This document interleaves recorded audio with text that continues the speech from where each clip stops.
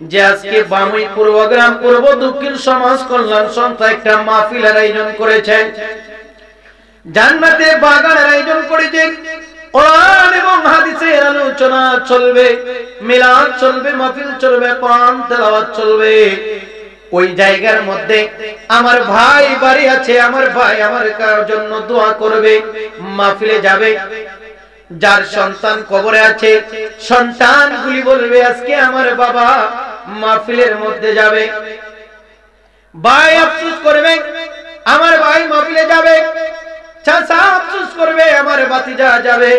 এইভাবে একজন আরেকজনের আওলাদ গুলি যারা কবরে আছে প্রত্যেকে আজকে আশায় বসে থাকবে যে এই পূর্বগ্রামের দক্ষিণ মহল্লার এই মাহফিল হচ্ছে, তারা যাবে, সেখানে গিয়ে অংশগ্রহণ করবে, আলেম ওলামাগণ দোয়া করবে, ওই দোয়ার সাথে তারা আমাদের জন্য দোয়া করবে।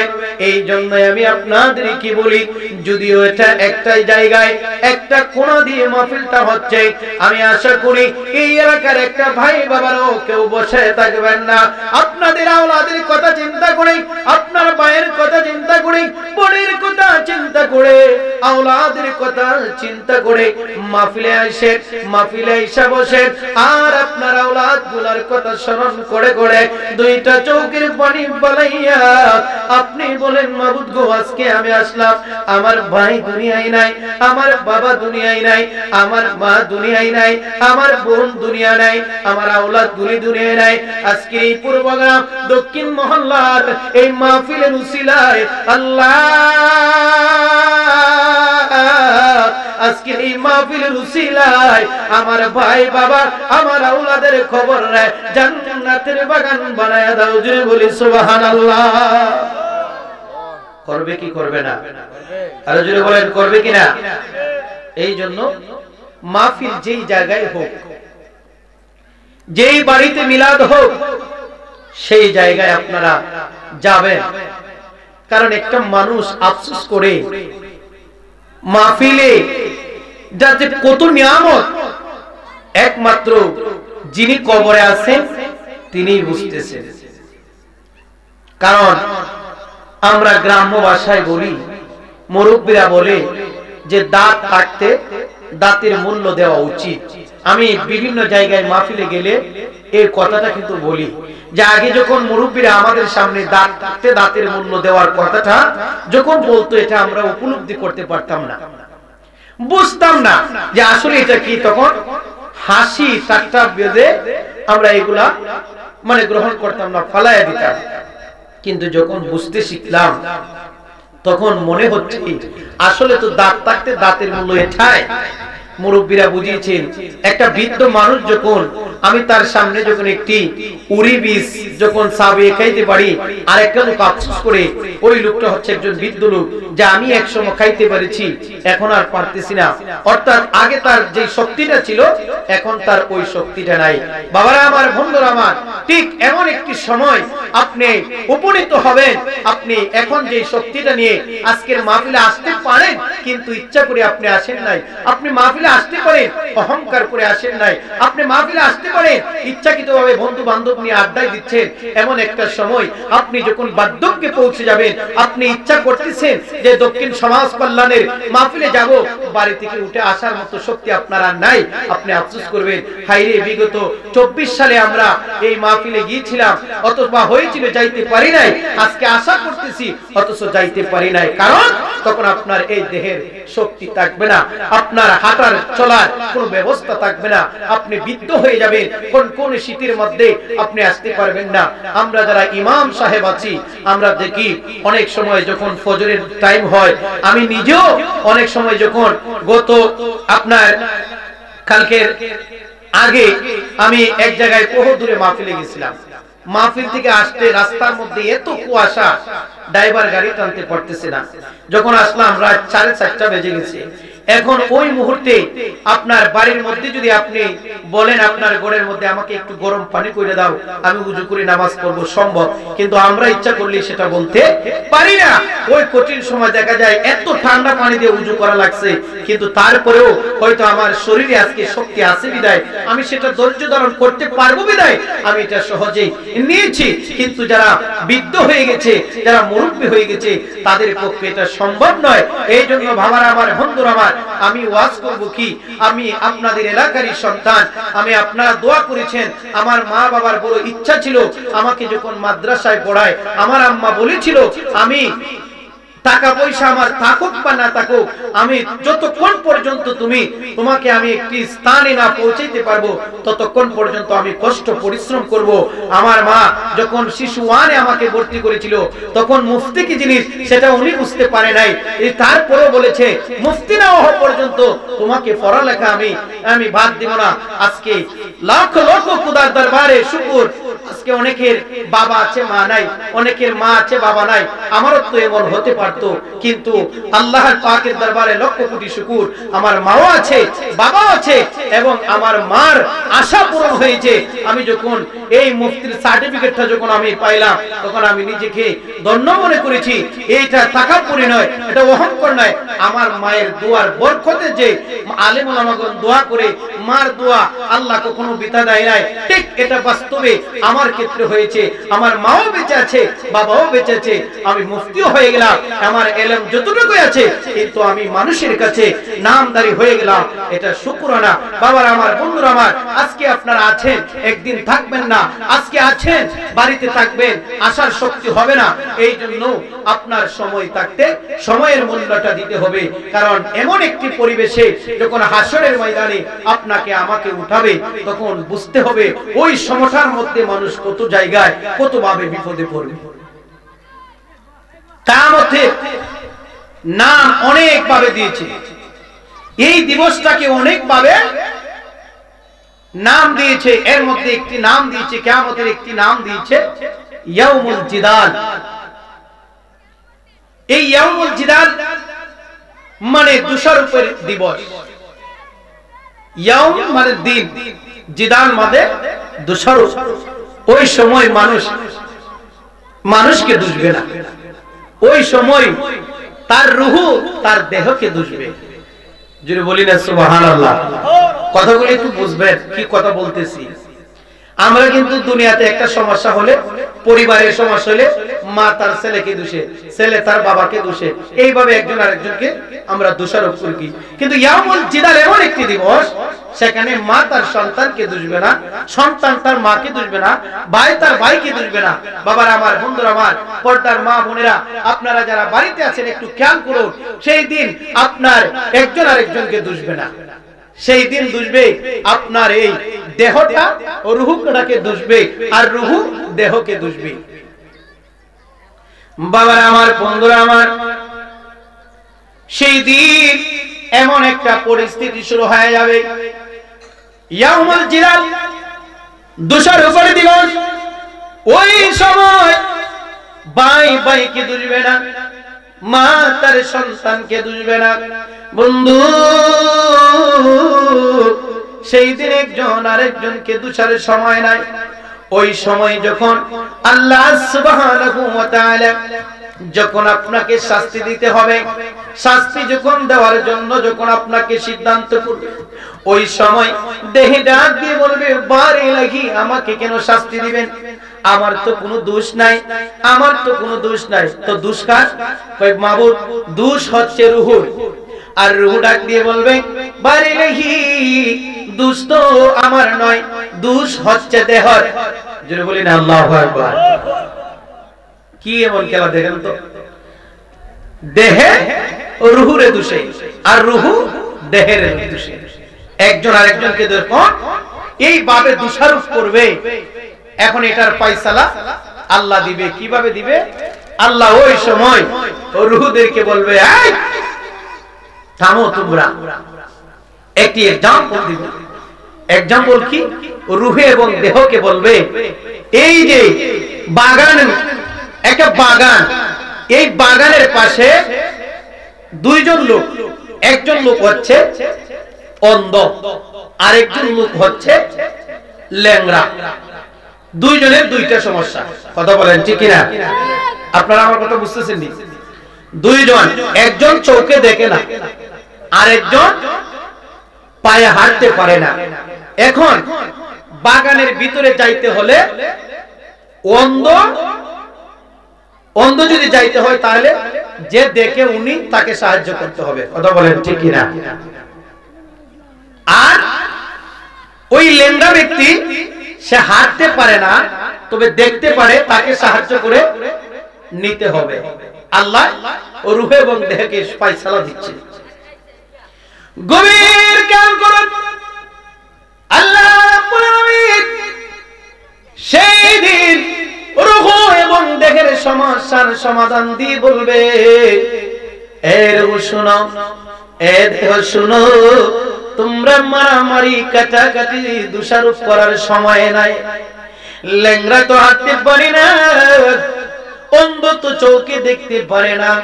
তোমাদের কাছে আমি প্রশ্ন, ওই একটা বাগান থেকে ফল আনার জন্য গিয়েছে, অন্ধ বলে ল্যাংড়ারে বাইরে আমি হাইটা যাইতে পারি কিন্তু দেখি না, তুমি আমাকে লোকেশন বলে দিবা, আমি গিয়া ঢুকবো। আর ল্যাংড়া বলে বাইরে আমি হাঁটতে পারি না, আমাকে তুমি ওই জায়গার মধ্যে নিয়ে যাও, আমি তোমার গায়ের মধ্যে ধরে ধরে আমি বাগানের মধ্যে ঢুকবো। গভীর খেয়াল করুন বাবারে, আমি কি বুঝাইতে যাচ্ছি? আল্লাহ রাব্বুল আলামিন দেহ এবং রূহকে সমাধান দিয়ে বলতেছে, ওই জায়গায় যখন অন্ধ যখন ওই ল্যাংড়াকে সাহায্য কইরা নিল, আর ল্যাংড়াকে অন্ধ সাহায্য কইরা নিল, যাওয়ার পরে আপনার বাগানের মধ্যে ঢুকে গেল। বাগানের মধ্যে ঢুকার পরে ফল পাড়ার জন্য অন্ধ তো দেখে নাই, যেই মাত্র ফলের কাছে যাইলো, ফলের কাছে যাইয়া ফল পাড়ার জন্য ওই অন্ধ ব্যক্তি তো দেখে না ফল কিভাবে পারবে। ল্যাংড়া ব্যক্তি ফলটাকে আনলো। এখন মালিকের, বাগানের মালিক যদি দূষরে দেয়, তাদের দুইজনের কাকে দুষবে? রূহ এবং দেহ একসাথে বলে আল্লাহ, আমরা বুঝতে পেরেছি যদি ওই ফল পাড়ার কারণে মালিক তাদেরকে দোষে, তাহলে ল্যাংড়ারও দোষ, অন্ধরে দোষ, কথা বলেন ঠিক কিনা? কারণ আমি অন্ধ, আমি যাইতে পারি নাই। অন্ধ যদি মালিককে বলে, মালিক রে আমি তো যাইতে পারি নাই, আমি তো দেখি নাই, ল্যাংড়া আমাকে দেখায় নিয়েছে। আর ল্যাংড়া যদি বলে, মালিক রে আমি তো আমার পা নিয়ে যাইতে পারি নাই, অন্ধ আমাকে সাহায্য করে নিয়েছে। আপনারা বলুন দুজনের অপরাধ হয়েছে কি হয় নাই? আরো জোরে বলেন।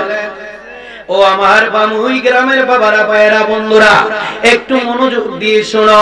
আজকে যাদের শক্তি আছে, সামর্থ্য আছে, নামাজ পড়ার শক্তি আছে, রোজা রাখার শক্তি আছে, দান সদকা করার শক্তি আছে, হারাম থেকে বাঁচার শক্তি আছে, আপনি হালাল কাজ করার শক্তি আছে, তারপরেও আপনি করেন নাই। এই জন্য আপনাকে কাল হাসরের ময়দানে আমার আল্লাহ যদি ধরে, আর সেই দিন যদি আপনার রূহ আপনাকে বলে, আল্লাহ আমার কোনো দোষ নাই, ওই বডি আমাকে নিয়ে যায় নাই, আর বডি যদি বলে আল্লাহ আমার কোনো দোষ নাই, রূহ আমাকে যাওয়ার জন্য বলে নাই, সেই দিন বাবারা, আমার বন্ধুরা, এই জন্য কিয়ামতের একটা দিনের নাম হচ্ছে ইয়াউমুল জিদাল।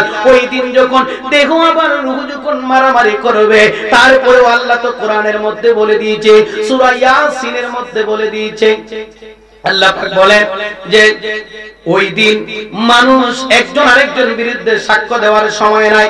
সেই দিন আল্লাহ তার প্রত্যেকটা বান্দার সেই বডি এবং তার সেই হাতগুলি, পাগুলি তার বিরুদ্ধে সাক্ষ্য দিবে, কথা বলেন ঠিক কিনা? এই জন্য আমি আপনাদেরকে বোঝাচ্ছি, ওই অন্ধ আর ল্যাংড়া যদি একটা ফল পাড়ার কারণে দুইজন দোষী হয়ে যায়, ও বামুই গ্রামের মুরব্বীরা, বাবারা, বন্ধুরা, পর্দার মা বোনেরা, আপনিও তো বলতে পারবেন না আপনার সেই দিন রূহ বলতে পারবে না, আল্লাহ গো আমি তো মাহফিলে যাচ্ছিলাম কিন্তু আমার রূহটা আমাকে নিষেধ করেছে। আর রূহ বলতে পারবে না, মাবুদ গো আমি যাচ্ছিলাম কিন্তু আমার সাথে যে সম্পর্ক দিয়ে দিছো, হাতকে হাত পাকে দিয়ে দিছো, ওই পা তো আমার সাথে আমাকে নিয়ে যায় নাই। সেই দিনে এই কথা বলার কোনো সুযোগ নাই। এতএব আল্লাহ বলেন রূহেরও শাস্তি হবে, দেহেরও শাস্তি হবে। কথা বলেন ঠিক কি না? এই জন্য আমাদের সোচ্চার হওয়া দরকার। এটা আমি আলোচনা করেছি, আর আপনারা এটাকে যদি মনে করেন সহজে নিয়ে নিলেন, এটা হবে না। এটা হলো গভীর চিন্তার বিষয়, খুব কালের বিষয়। কারণ ওই সময় গভীর ভাবে আপনি চিন্তা করবেন আসলে কাজটা কি। যেহেতু একদিন আমাদের সকলকে কবরে যেতে হবে, কবরে যদি যেতে হয় এই দুনিয়ার সমস্ত হিংসা বিদ্বেষ, দুনিয়ার সমস্ত কিছু আপনার আমার অন্তর থেকে বাদ দিতে হবে। কথা বলেন ঠিক কিনা? এমন একটা সময় হবে, আল্লাহর হাবিব কিয়ামতের কিছু নির্দেশন দিয়ে গেছেন। আর আমাদের ইমামে আবু হানিফা রাহমাতুল্লাহি আলাইহি উনি এই কিয়ামতের কিছু কথাকে, অবস্থাকে দুইটা ভাগে বিভক্ত করেছেন। উনি একটি কিতাব লিখেছেন দাখাইকুল আকবার। এই কিতাবের মধ্যে কিয়ামতের কিছু আলামতে উল্লেখ করে দিয়েছেন। এমন একটা সময় আসবে, ভাই তার ভাই সম্পর্ক মেনে নিবে না, আপন বোন তার বোনের পরিচয় দিবে না। এটা কবরে নয়, দুনিয়াতেই। এ দেখবেন এমন সমাজে আছে একই মায়ের ঘরের চার ভাই, অথচ এমন ভাবে তাদের বাড়িতে গেলে বোঝা যায়, চারজন একসাথে চলাফেরা করলে বোঝা যায় বহুদিনের অপরিচিত লোকগুলি। কথা বলেন ঠিক কিনা? এটা কিয়ামতের একটি আলামত। এই জন্য আল্লাহ সুবহানাহু ওয়া তাআলা পবিত্র কোরআনে কারীমের মধ্যে আল্লাহ রাব্বুল আলামিন ঘোষণা দিয়েছে যে তোমরা যে এগুলা করো, আজকে মারামারি, কাটাকাটি, হিংসা বিদ্বেষ, সমস্ত কিছু আজকে সমাজ বলেন, দেশ বলেন, জাতি বলেন, সব জায়গায় আজকে বিশৃঙ্খলা, আজকে অনুন্নত। কারণ একটাই মাত্র আমাদের মধ্যে বিরাজ করে, সেটা হচ্ছে আমাদের হিংসা, প্রতিহিংসা কাজ করে। কথা বলেন ঠিক কিনা? কিন্তু বারবার আল্লাহ বহু জায়গায় বলে দিচ্ছেন। আল্লাহ বলেন কি, ইন্নামাল মুমিনুনা ইখওয়াতুন ফাসলিহু বাইনা আখাইকুম। আল্লাহ বলেন এ দুনিয়ার মানুষ শুনো, নিশ্চয়ই সকল মুমিন, নিশ্চয় সকল মুমিন। মুমিন কারা? যারা মুসলমান তারাই তো মুমিন। আজকে তোমরা যে ভাইয়ের সাথে বিরোধ করো, ভাই তার ভাইয়ের সাথে বিরোধ করে, এইভাবে যে সমাজের মধ্যে, পরিবারের মধ্যে, দেশের মধ্যে, রাষ্ট্রের মধ্যে যে একটা অরাজকতা, বিশৃঙ্খলা বিভিন্ন ভাবে লিপ্ত আছে, দুনিয়ার মানুষেরা ও দুনিয়ার মানুষ, আমি আল্লাহ তো তোমাদেরকে দুনিয়াতে মারামারি করার জন্য পাঠাই নাই, হিংসা করার জন্য পাঠাই নাই, চুগলখড়ি করার জন্য পাঠাই নাই, ভাইয়ের মধ্যে বিরোধিতা করার জন্য পাঠাই নাই। ও দুনিয়ার মানুষ শুনো, আমি আল্লাহ ঘোষণা দিচ্ছি, একজন মুমিন আর একজন মুমিনের ভাই, জুড়ে বলি সুবহানাল্লাহ। কথা বলেন ঠিক কিনা? তাহলে আল্লাহ পাক ঘোষণা দিচ্ছে যে মুমিন মুমিনের ভাই। তো একজন ভাই আরেকজন ভাইয়ের সাথে কিভাবে ফিতনার মধ্যে জড়িত হয়, কিভাবে একজন আরেকজনের দ্বারা প্রতাহত হয়, কিভাবে একজন আরেকজনের দ্বারা আঘাতপ্রাপ্ত হয়। কথা বলেন ঠিক কিনা? তাহলে আল্লাহকে যদি মানতে হয়, কোরআনকে যদি মানতে হয়, রাসূলকে যদি মানতে হয়, তাদের আদর্শ যদি আমাদের মধ্যে বাস্তবায়ন করতে হয়, জান্নাতে যদি যেতে হয়, তাহলে আমাদের কাছ থেকে হিংসা দূর করতে হবে, মুমিন মুমিনকে পরিচয় দিতে হবে। এই জন্যই ইসলামের মধ্যে, শান্তির একটি ধর্মের মধ্যে আল্লাহ বলেছে এটা এমন একটা ধর্ম যেটা শান্তির ধর্ম, এটাকে আমি আল্লাহ নিজেই গ্রান্টেড দিয়েছি। এই ধর্মটাকে আমি পছন্দ করি, ইন্না দীনা ইনদাল্লাহিল ইসলাম, যেটা আমি আল্লাহ পছন্দ করি। ওইটার মধ্যে মারামারি থাকতে পারে না, ওইটার মধ্যে কাটাকাটি থাকতে পারে না, ওইটার মধ্যে হিংসা বিদ্বেষ থাকতে পারে না। কথা বলেন ঠিক কিনা? এই জন্য আল্লাহ কোরআনেও বলেছেন। এবার আসুন রাসূল কি বলেছেন। রাসূল পাক সাল্লাল্লাহু আলাইহি সাল্লাম হাদিসের মধ্যে তার উম্মতদেরকে বলে দিচ্ছেন, আল মুসলিমু আখুল মুসলিম, একজন মুসলমান আরেকজন মুসলমানের ভাই। তো আজকে ইউটিউব করেন, ফেসবুক করেন, ইন্টারনেট খুললেই দেখা যায় একজন আরেকজনের হাতে খুন হচ্ছে, একজন আরেকজনের কাছে।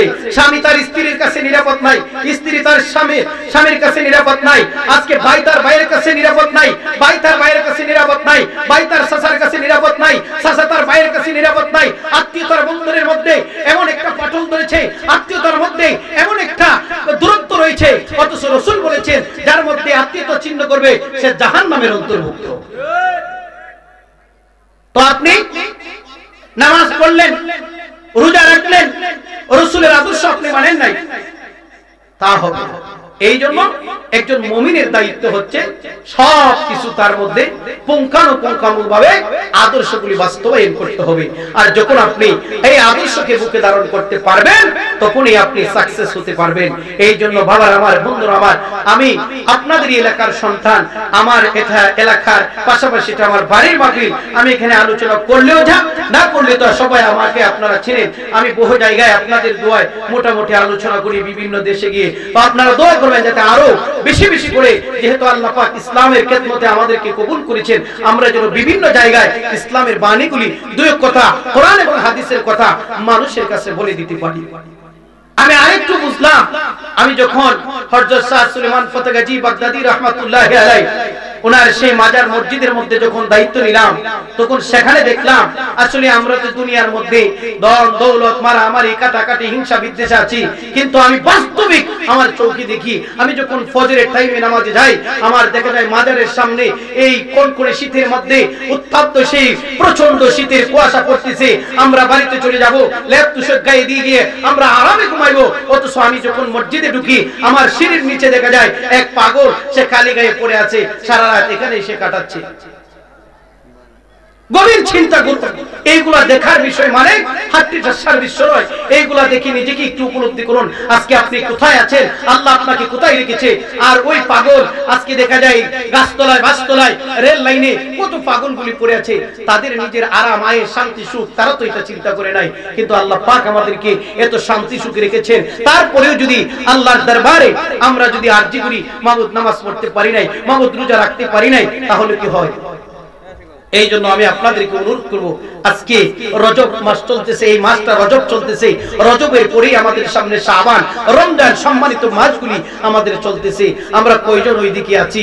পবিত্র রজব মাস, যেই মাসের মধ্যে আল্লাহ পাক বান্দার গুনাহগুলি maaf করেন, শাবান মাস যেই ইবাদত বندگی করলে গুনাহগুলি maaf করেন, রমজানের তো হিসাবই নাই। এই জন্য আমাদের ভিতরে থাকতে হবে তাকওয়া।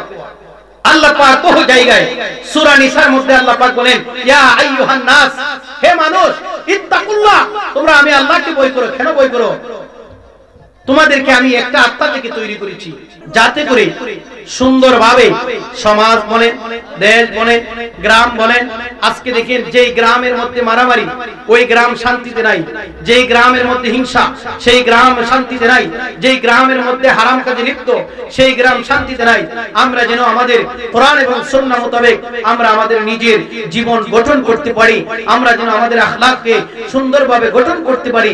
আল্লাহ পাক আমাদের সকলকে যেন সুন্দর ভাবে এই দুনিয়ায় যতদিন থাকবো আমরা যেন ঈমান নিয়ে, আমরা যেন ঈমানের সাথে চলাফেরা করতে পারি। সকলে বলি আমিন। বাবারা আমার, বন্ধুরা আমার, আল্লাহ পাক রব্বুল আলামিন আমাদের সকলকে বেশি বেশি করে ইবাদত বندگی করার জন্য আল্লাহ পাক যেন আমাদেরকে সেই তৌফিক দান করেন। কারণ একদিন আপনি চলে যাবেন দুনিয়া থেকে, আর ইবাদত করার সুযোগ পাবেন না। আর যখন আপনি সুযোগ পাবেন না, এখন যেহেতু সুযোগ পাইছেন, ইবাদত বেশি বেশি করেন। আল্লাহ পাক বলেছেন কি, যে হে ঈমানদারগণ, তোমরা বেশি বেশি করে আমি আল্লাহর জিকির করো, ইবাদত করো। এতে আমরা যেন আল্লাহ পাক রব্বুল আলামিনের ইবাদত বندگی বেশি বেশি করতে পারি। সকলে একটু, আমি যেহেতু এলাকার সন্তান, আমি আপনাদেরকে নিয়ে একটু হালকা সকলে মসজিদ নামুদার জন্য একটু দোয়া করব। সকলে হাত তুলেন, আল্লাহুম্মা আমিন। ربنا ظلمنا أنفسنا وإن لم تغفر لنا وترحمنا لنكونن من الخاسرين। মাবুদ আল্লাহ, বামুই পূর্ব গ্রাম, পূর্ব দক্ষিণ সমাজ কল্যাণ সংস্থা কর্তৃক আয়োজিত আজকে দেখতে দেখতে 13 বছর চলে যায়। রব্বুল আলামিন মাবুদ রে, আল্লাহ এই মাহফিলের কত সংগঠনের সদস্যরা সহ, আয় আল্লাহ বিশেষ করে আমার সহপাঠী, আমার এলাকার বড় ভাই মাওলানা নজরুল ইসলাম আল কাদরি সহ আল্লাহ কত মানুষ অন্ধকার কবরে চলে গেছে। মাবুদ আজকের এই মাহফিলকে উসিলা করে আল্লাহ রাব্বুল আলামিন সকল কবরবাসীর কবর আযাবরে মাফ করে দাও। রাব্বুল আলামিন আজকে এই মাহফিলে যারা আসছে আসবে, আল্লাহ রাব্বুল আলামিন সকলকে আপনি মাওলার দরবারে কবুল করে নাও। আল্লাহ আমার সাথে যারা হাত বাড়াইছে, আল্লাহ জানি না কার জানি মা নাই, কার জানি বাবা নাই রে, আল্লাহ প্রত্যেকের আম্মা আব্বার কবরে জান্নাতের বাগান বানায়া দাও। তুমি সারা কারো কাছে আমরা করি বড় দয়, তুমি বিনে কে বুঝিবে আমরা মনেরই ভেদ। আল্লাহ কারো মনে কি যে জ্বালা আর তো কেউ জানে না গো আল্লাহ, আর তো কেউ জানে না। তুমি আল্লাহ অন্তর যাবি যাই না কি জানো না গো আল্লাহ, ও গো আল্লাহ তুমি কাদির গুনি। আল্লাহ রাব্বুল আলামিন মাবুদ বিশেষ করে এই বামুই গ্রামের সহ আল্লাহ তামাম বিশ্বের মুসলমান নরনারী যারা যারা পরিমাণ ঈমান নিয়ে কবরে গেছি, আল্লাহ আজকে এই মাহফিল থেকে আপনার কাছে মাফ চাই। প্রত্যেকটা মুমিন মুত্তাকিন নরনারীর কবরে আপনি জান্নাতের বাগান বানায়া দাও। বিশেষ করে আজকে যারা মাহফিল সাজাইলো, অনেক সংগঠনের সদস্যরা দুনিয়ায় নাই, আল্লাহ অনেকের মা নাই, অনেকের বাবা নাই, অনেকের দাদা নাই, দাদি নাই, নানা নাই, নানি নাই, আল্লাহ যারা কবরে সকলের কবর আজকে জান্নাতের বাগান বানায় দাও। আল্লাহ আমাদের আম্মা আব্বা যাদের দুনিয়ায় বেঁচে আছে আপনি নেক হায়াত বাড়ায় দাও। আজকের এই মাহফিলকে কবুল করে নাও, সংগঠনের ছেলেদেরকে আপনি কবুল করে নাও। আয় আল্লাহ রাব্বুল আলামিন যতক্ষণ পর্যন্ত মাহফিল চলবে ততক্ষণ পর্যন্ত যেন আল্লাহ সকলে থাকতে পারে সেই তৌফিক দান করে দাও। আল্লাহ যারা আজকে আলোচনা করবে, আল্লাহ প্রধান মেহমান থেকে শুরু করে আল্লাহ সকলে যেন সুন্দরভাবে আলোচনা করতে পারে সেই তৌফিক দান করে দাও। আল্লাহুম্মা সাল্লি আলা সাইয়্যিদিনা নবিনা হাবিবিনা রাসূলিনা সাল্লাল্লাহু আলাইহি ওয়াসাল্লাম। আল্লাহ আমাদের সকলকে একদিন এই দুনিয়া ছেড়ে চলে যেতে হবে। মাবুদ জানি না কার জন্য জানি জীবনের শেষ মাহফিল হয়ে যায়। আজকে যারা আব্বা আম্মা নিয়ে মাহফিলকে উপভোগ করতেছে, আগামী বছর হয়তো অনেকের বাবা থাকবে না, অনেকের মা থাকবে না। আল্লাহ জানি না কার জন্য জানি জীবনের শেষ মাহফিল। এই মাহফিল যদি শেষ হয়ে যায়, আল্লাহ আজকে এই মাহফিলকে উসিলা করে আমাদের तमाम গুনাহে maaf করে দাও। ও মাওলা, আমাদের সকলকে মক্কা মদিনার মেহমান বানায়া দাও। আল্লাহ মক্কা মদিনা না দেখে কবরে ডাক দিও না। মাবুদ রে, যেই দিন আজরাইল আমাদের কাছে চলে আসবে, ওই কঠিন সাকরাত নিদানের সময় মায়ার নবী, দয়ার নবী, নূরের নবী, হায়াতুন নবী, রাহমাতাল লিল আলামিন নবীরে দেখাইয়া আমাদের ঈমান আমল সঠিক রাখিয়া সকলের জবান এবং কলবে ঈমানে কালিমা জারি করে দিও। লা ইলাহা ইল্লাল্লাহু মুহাম্মাদুর রাসূলুল্লাহ।